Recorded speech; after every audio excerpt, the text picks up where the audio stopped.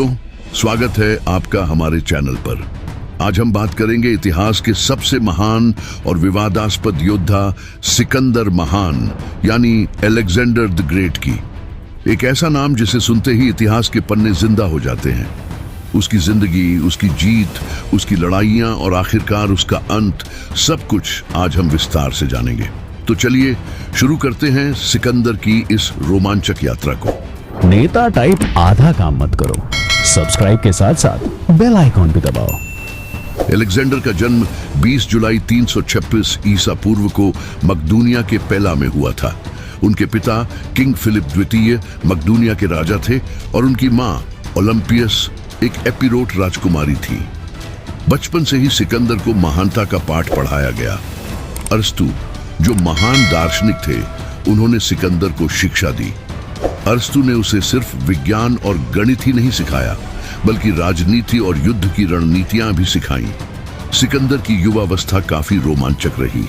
18 साल की उम्र में उसने चेरोनिया की लड़ाई में अपने पिता के साथ मिलकर यूनानी सेना को हराया।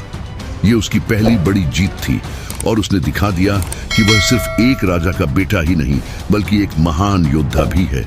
336 ईसा पूर्व में फिलिप द्वितीय की हत्या कर दी गई और सिकंदर सिर्फ 20 साल की उम्र में मकदूनिया का राजा बन गया। उसके साम्राज्य को मजबूत बनाने के लिए उसने यूनानी शहरों को एकजुट किया और फिर अपने सबसे बड़े सपने को पूरा करने की ओर बढ़ा, पर्शिया को जीतना।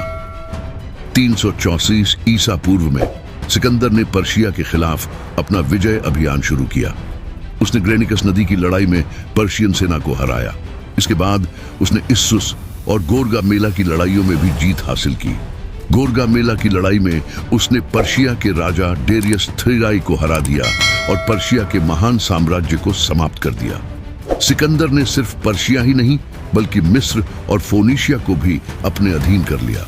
मिस्र में उसे फराओ का दर्जा दिया गया और उसने अलेक्जेंड्रिया नामक एक नया शहर बसाया, जो आज भी मिस्र का प्रमुख शहर है।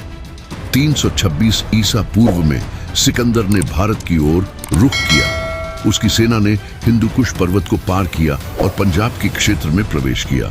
यहाँ उसकी मुलाकात हुई राजा पोरस से, जो एक बहादुर और शक्तिशाली राजा थे। सिकंदर और पोरस की सेना के बीच हाइडास्पेस नदी की लड़ाई हुई। ये लड़ाई सिकंदर की सबसे कठिन लड़ाइयों में से एक थी। हाइडास्पेस नदी की लड़ाई में सिकंदर की सेना को काफी कठिनाइयों का सामना करना पड़ा। भारतीय हाथियों की विशाल सेना और पोरस की रणनीति ने सिकंदर को चौंका दिया, लेकिन अपनी कूटनीति और युद्ध कौशल से सिकंदर ने पोरस को हराया। पर सिकंदर ने पोरस की बहादुरी से प्रभावित होकर उसे उसका राज्य वापस दे दिया और उसे अपना सहयोगी बना लिया। भारत में विजय के बाद सिकंदर की सेना थक चुकी थी और आगे बढ़ने से इनकार कर दिया। इसलिए सिकंदर को वापसी का रास्ता चुनना पड़ा।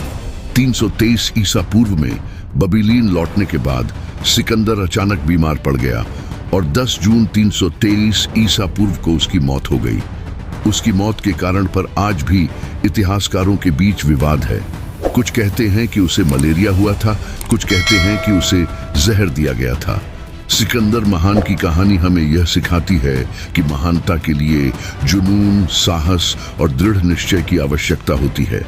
उसकी जिंदगी, उसकी विजय और उसकी हार सब कुछ हमें प्रेरणा देते हैं। दोस्तों, अगर आपको ये वीडियो पसंद आया हो तो लाइक, शेयर और सब्सक्राइब करना न भूलें। अगली बार फिर मिलेंगे एक नए और रोमांचक इतिहास के किस्से के साथ। धन्यवाद।